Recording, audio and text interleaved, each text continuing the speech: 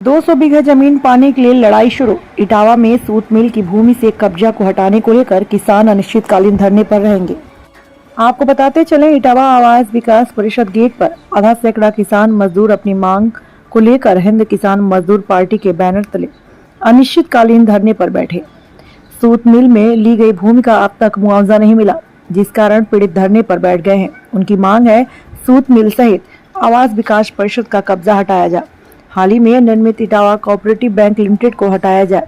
बताते चले, भूमि के कब्जे मुआवजे को लेकर भूस्वामी काफी लंबे समय से लड़ाई लड़ रहे हैं, लेकिन अधिकारी विभाग एक दूसरे को ऊपर जिम्मेदारी का पल्ला झाड़कर ना तो भूस्वामियों को मुआवजा दे रहे हैं, ना ही उनकी भूमि दे रहे हैं।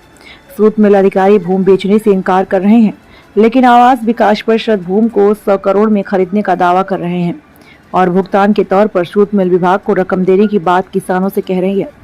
लगभग करीब 40 काश्तकारों की लगभग 200 बीघा भूमि सूत मिल निर्माण में 1959 में ली गई थी, जिसमें अनुबंध हुआ था कि जब तक यह मिल संचालित है तब तक इन किसानों की भूमि सूत मिल की रहेगी, लेकिन मिल बंद होगी तो इनकी भूमि किसानों को वापस दी जाएगी या फिर इन किसानों को मुआवजा दिया जाएगा। लेकिन 1998 में यह मिल बंद हो गया और किसानों की भूमि का मुआवजा देने का विभाग ने जो वादा किया, लेकिन भूमि का मुआवजा इतना कम था जिसको लेने में किसानों ने इनकार कर दिया।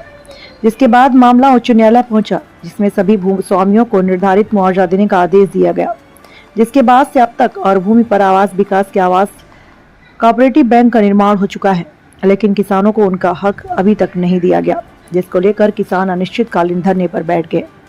जिला ब्यूरो चीफ इटावा से नंदकिशोर शाह के राज्यपाल लिखा लेटर रखे जो क्षेत्रीय जनपति से खेत मिले आप किया, उनके लेटर को फेंक दिया, कूड़े में डाल दिया, कॉपी रखी उसकी, कोई आश्वासन नहीं दिया गया आपको? नहीं आश्वासन दिया, उन्हें सुनी नहीं, मुख्यमंत्री किसी की सुनते नहीं है। डीएम वगैरह से किसी से आप मिले हो?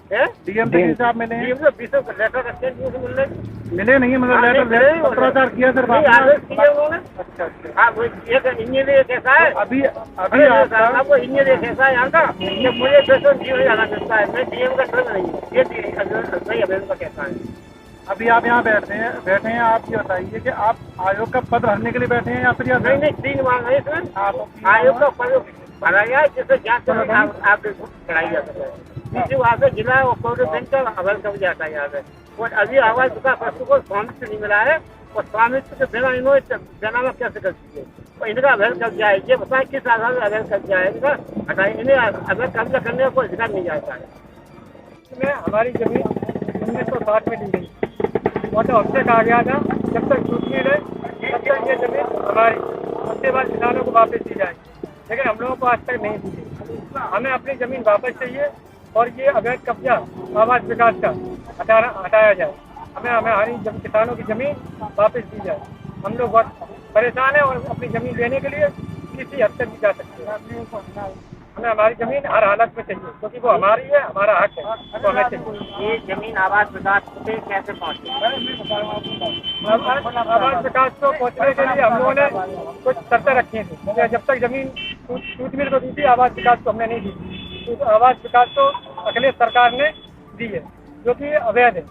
उसका हम लोगों को कुछ ना बताया गया, ना हम लोगों को कुछ मुआवजा दिया गया। इसके कारण हम लोग अब यहाँ पे बैठे हैं और अपनी जमीन लेके ही उठेंगे, तब तक यहाँ से नहीं उठेंगे।